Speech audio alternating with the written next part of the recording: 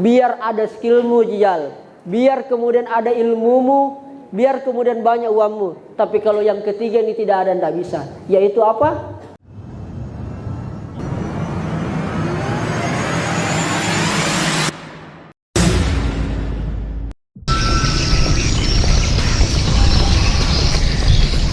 Ikan cakalang dimakan jomblo.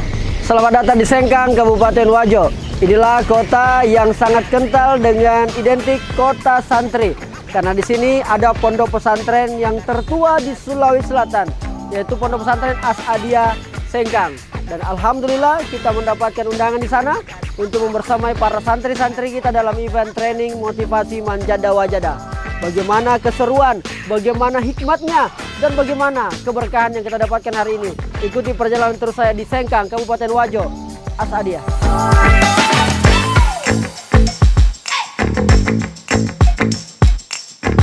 Assalamualaikum. Masya Allah. Siap Ustaz. Luar biasa.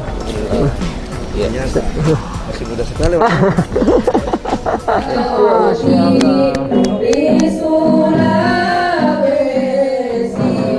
Ya, mantap.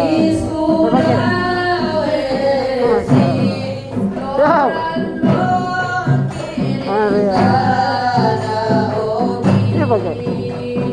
Assalamualaikum. Cek. Masuk.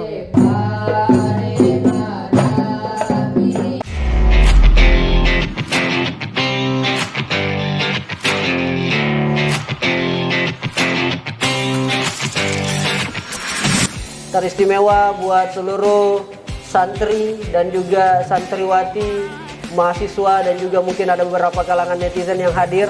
Terima kasih banyak apresiasinya.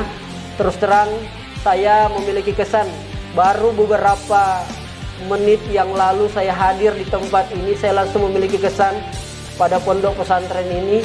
Dan itu izinkan saya menyampaikan dalam satu pantun. Hati gembira, perasaan senang karena mendengar bacaan Quran. Inilah dia Pondok As-Adia Sengkang, pondok terbaik di Sulawesi Selatan. Amin. Karena kecintaan itulah sehingga saya kalau diundang di pondok pesantren selalu rasanya memang ingin hadir.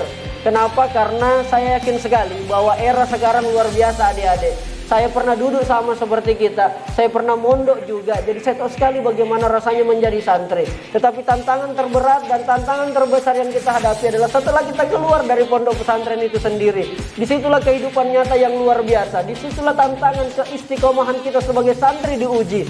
Alhamdulillah, orang yang sedang berbicara di depan saya ini setelah mendapatkan banyak ujian, saya pernah merasakan di titik terendah, paling terendah. Saya adalah anak broken home Pak Kiai. Iya, bapak mama saya sempat pisah, namun berkat doa santri alhamdulillah orang tua kembali bersama, sehingga kekuatan-kekuatan dan semangat inilah yang kemudian menjadi sebuah modal besar untuk kemudian saya secara pribadi berkiprah, berkarya, memberikan kebermanfaatan yang paling terbaik dari yang kita punya. Ini banyak sekali yang tuduh muka aku ini mirip Ustaz Maulana, duta, bahkan mirip Al. Makanya gadis-gadis milenial banyak yang berhayal mau dinikahi secara massal. Tapi karena saya tidak punya modal, mereka cuma berharap Kak, yang penting akad nikahnya di Masjid Istiqlal. Itu perkenalan singkat ya Kakak Sri ya. Senang sekali saya bisa hadir bersama adik-adikku semua di sini. Saya itu deh kalau ada di pondok, merasa kayak menjadi santri lagi. Saya juga pernah mondok. Jadi kalau kayak kita ini saya tahu sekali bagaimana perasaan tak. Jam-jam begini saya tahu sekali bagaimana rasanya. Walaupun memang suasananya atau eranya beda Pak Kiai. Iya. Dulu saya kan belum mengenal yang namanya handphone, media sosial belum. Sekarang tentu sangat berbeda. Artinya apa? Adik-adik, santri-santri semua di sini jauh lebih cepat berkembang dibanding kita-kita yang dulu. Sebagai anak pondok tantangannya berat sekali hari ini. Kenapa saya bilang berat tantangannya hari ini? Karena kalau mungkin kita rasakan di pondok pesantren belum terasa bagaimana luar biasanya godaan yang ada di luar deh. Tapi kalau kita keluar, wabillahi taufik wal hidayah.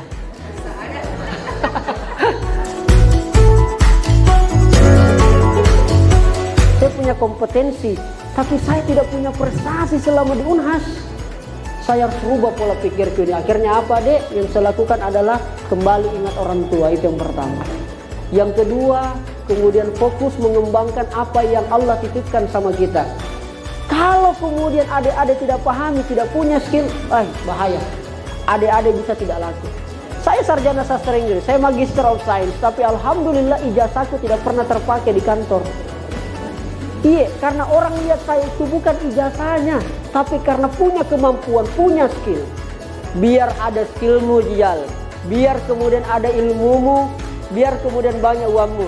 Tapi kalau yang ketiga ini tidak ada, tidak bisa. Yaitu apa? Pemahaman agama. Kalau tidak ada yang ini, masalah dan juga kita bisa mapakas solang di luar. Iya. Makanya poin ini yang penting dari awal-awal yang ingin saya sampaikan. Oke? Buka. Ya ini buka ya, buka. Tutup. Buka. Saya masih tutup. Berarti tidak fokus. Bilangkah tadi lakukan apa yang kalian lihat. Ya. Karena memang banyak orang yang melihat tapi tidak memperhatikan. Iya, banyak orang mendengar tapi tidak mendengarkan. Beda itu, Bu. Iya. Banyak orang bicara tapi tidak mengerti. Ya kan? Kira-kira gitu. Oke. Buka, tutup, buka. Ada yang tadi tutup. Assalamualaikum warahmatullahi wabarakatuh. Waalaikumsalam warahmatullahi wabarakatuh. Perkenalkan, nama saya Ahmad Mustajab, dipanggil Mustajab, asal Makassar. Oh, Makassar. Wah, luar biasa. Kelas berapa? Kelas 93. Kelas 93. Kenapa mau mondok di Asadiah? Kenapa mau mondok di Asadiah? Dan jawab Ki pakai bahasa Makassar. Pak kita Ki.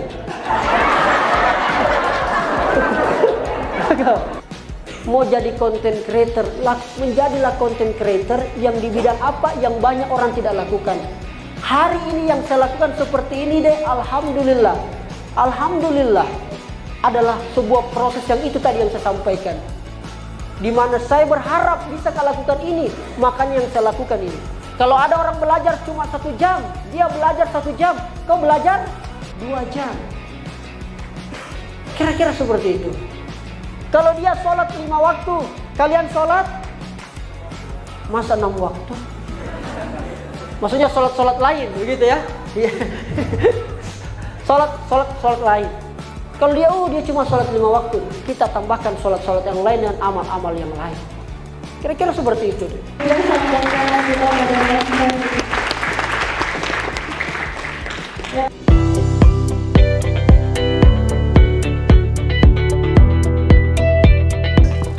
Menanya Kak, bagaimana upaya kita dulu menghadapi teman-teman kakak yang membuli kakak?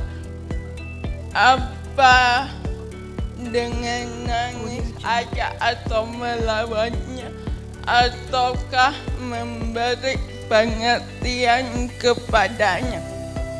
Kakak Maria, terima kasih banyak pertanyaanmu. Pertanyaanmu ini luar biasa sekali, luar biasa pertanyaan tak, membuat saya kemudian flashback kembali ke masa lalu. Kakak Maria, kalau ada yang bully Ki, satu yang harus kita lakukan, jangan balas.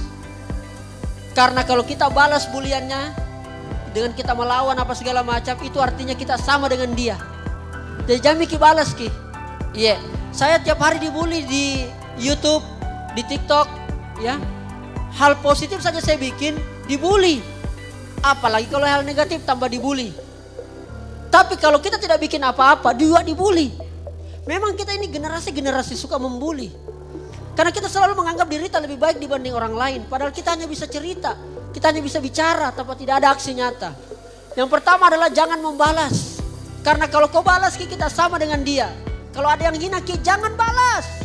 Karena kita balas, kita tanggapi sama kita dengan dia. Perhatikan, Kalau ada orang bully kita, baik na bully fisik tak, mohon maaf, na bully karakter tak, na bully mental tak, na bully keluarga tak, itu pastikan kita sudah di atas dibanding dia. Kita harus yakinkan bahwa kalau ada orang ejek-ejeki, berarti satu yang pasti, kita sudah berada satu langkah di depannya dia. Kita sudah berada satu tingkat di bawahnya dia. Makanya tidak usah dibalas, karena kalau semakin kita gubris, sebenarnya kita sama dengan dia. Yang kedua, tentu jalan lain, sabar Ki. Saya ingat sekali apa yang saya dapatkan ilmu di pondok. Apa itu? Wasta'inu bis sabri wassalah. Minta tolong cuma 2 cara, yaitu sabar dan sholat. Jadi kalau ada masalah, saya masalah keuangan, masalah apa lagi? Masalah hidup. Cuma 2 caranya, Allah sudah kasih resep. Sabar ko rijal. Yang kedua, sholat ko. Hanya dengan 2 cara itu. Kita sekarang apa? Ada masalah, cari cara-cara yang lain untuk minta tolong. Bahkan kita mengemis-mengemis. Bahkan kemudian kita korbankan harga diri kita untuk minta tolong sama orang. Tidak boleh seperti itu. Itu artinya sama dengan kita tidak menganggap Tuhan sebagai betul-betul Allah yang maha besar. Allahu Akbar, kira-kira gitu. Yang ketiga adalah berdoa. Yang ketiga, kenapa kita penting ini berdoa? Saya bilang tadi, karena dengan berdoalah ini, selain kita sabar, kita berdoa, itu segala sesuatunya bisa kita sandarkan kepada siapa yang menciptakan, ya selain Allah Subhanahu wa taala. Doa ini jangan dianggap remeh. Saya kira mungkin adik-adik yang jauh lebih bisa dibanding saya. Ad-du'au silahul mu'minin. Doa senjatanya orang-orang mukmin. Berkat doa kadang-kadang orang bisa terjerit dari apa segala yang menjadi masalahnya. Gara-gara doa, orang yang kemudian hari ini bukan siapa-siapa, dia kemudian banyak rezekinya. Alhamdulillah. Menurut cerita dari Deng Rijal Jamal tadi, bahwa beliau pernah berada di titik terendah dalam hidupnya. Nah, dalam hal ini bagaimana kakak Rijal Jamal ini bisa lepas dari jeratan-jeratan titik terendah tersebut? Kenapa? Karena tentu untuk bisa lepas dari jeratan titik terendah tersebut perlu butuh mental yang kuat, mentalitas yang lebih di antara orang-orang yang lain. Kemudian bagaimana cara bisa lepas dari hal tersebut? Bagaimana saya bisa lepas? Yang paling pertama adalah saya harus berpikir bahwa saya punya mimpi, punya harapan, punya cita-cita. Jadi buat adik-adikku sekalian, sekarang kita bebas memilih, kita punya bebas bermimpi mungkin jadi apa dan sebagainya. Ketika kemudian kita berada pada titik terendah, yang harus kita lakukan sekali lagi adalah ingat apa yang pernah kita mimpikan, apa yang pernah kita bayangkan, kita mau jadi apa. Ketika kita kemudian sempat berada di luar koridor, di luar daripada lingkaran, maka ingat kembali, wah kayaknya tak lupa kayak ini. Kembalilah ke situ. Itu yang pertama saya lakukan, fokus pada mimpi apa yang saya capai. Yang kedua adalah memang berada pada titik terendah ini sangat-sangat tidak mengenakan, dan saya kira hampir mungkin semua manusia akan mendapati ini. Tergantung dia bagaimana memprosesnya. Kembali lagi pada ilmu agama yang kita sama-sama pelajari. Semuanya mintalah pertolongan sama Allah Subhanahu wa taala. Saya pernah mendapati sebuah masalah yang dimana ketika saya dapat masalah, saya banyak berharap sama manusia. Ternyata itu bukan solusinya. Berharaplah sama Tuhan, lalu Tuhan akan kirimkan manusia yang terbaik untuk membantu kita. Itu yang paling penting ketika kita berada pada titik terendah. Kita hidup, ada haknya juga orang lain pada kita.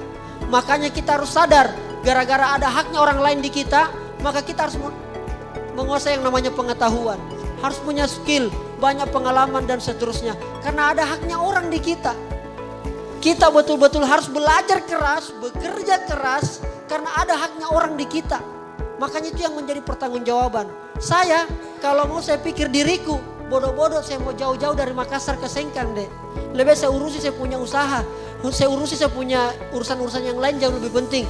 Tapi karena saya tahu bahwa ada haknya santri Asadia Sengkang di saya, makanya saya datang. Karena saya tahu ada hak tak.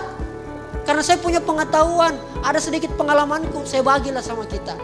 Kedua, yang ingin saya sampaikan, bahwa perlu kita tahu bahwa kita ini hidup di Indonesia.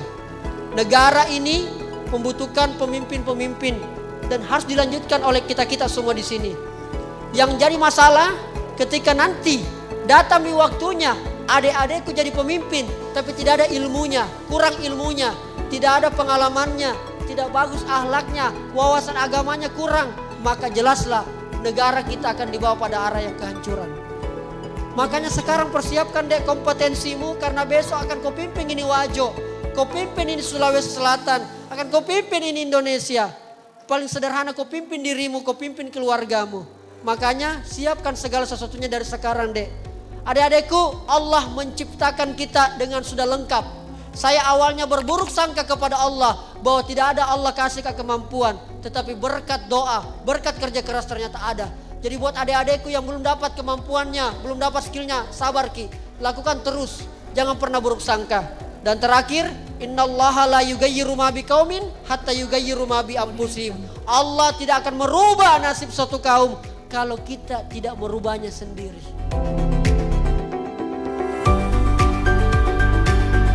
MTS Asadiya